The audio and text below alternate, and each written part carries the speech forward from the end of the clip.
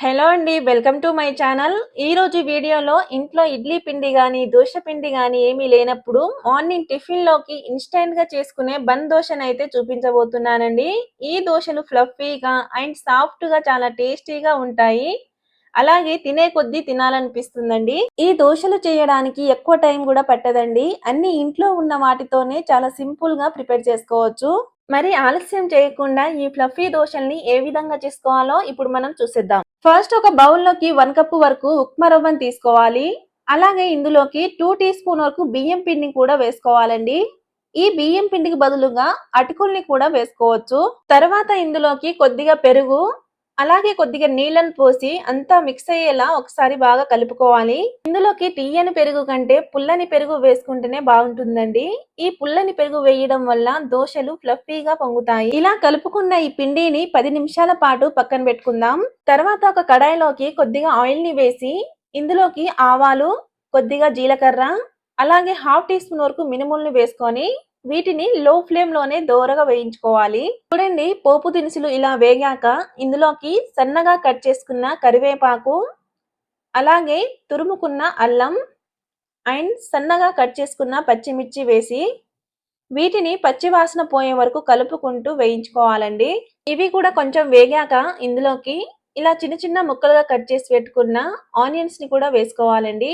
Onions ని మరీ ఎక్కువగా వేయించాల్సిన అవసరం లేదండి. లైట్ గా వేయించుకుంటే సరిపోతుంది. కావాలంటే మీరు ఈ ఆనియన్స్ తో పాటుగా ఇందులోకి క్యారెట్, క్యాప్సికం ముక్కల్ని కూడా వేసుకోవచ్చు.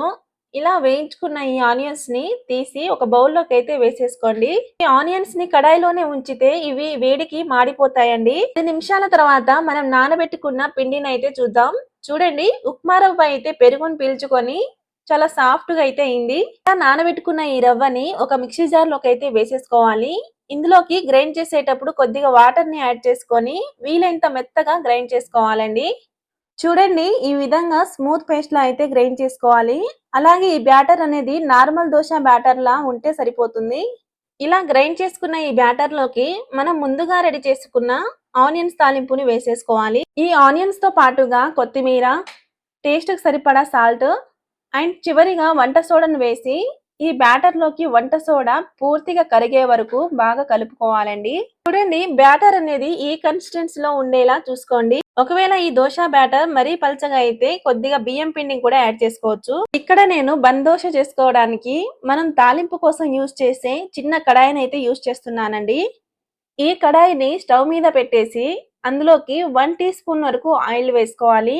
ఈ ఆయిల్ వేడిగా ఉండేలా చూసుకోండి. ఆయిల్ హీట్ అయ్యాక ఇందులోకి 2 గరిటెల వరకు దోశ పిండిని అయితే వేసుకోవాలి. ఈ దోశల్ని దగ్గరుండి లో ఫ్లేమ్ లో ఉంచి కుక్ చేసుకోవాలి. 1 మినిట్ తర్వాత ఇలా రెండో వైపు తిప్పి రెండో వైపు కూడా చక్కగా కాల్చుకోవాలండి. ఇలా రెండో వైపు కూడా ఇలా కలర్ చేంజ్ అయ్యాక తీసి ఒక ప్లేట్ లోకి అయితే వేసేసుకోవాలి.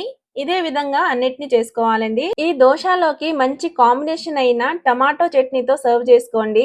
ఈ దోశను ఇంట్లో చిన్న పిల్లల నుండి పెద్దవాళ్ళ వరకు చాలా ఇష్టంగా తింటారండి. కాబట్టి తప్పకుండా ట్రై చేయండి. ఈ వీడియో కనుక మీకు నచ్చినట్టయితే లైక్ చేసి సబ్స్క్రైబ్ చేయండి. అలాగే పక్కనున్న బెల్ ఐకాన్ని కూడా ప్రెస్ చేయండి.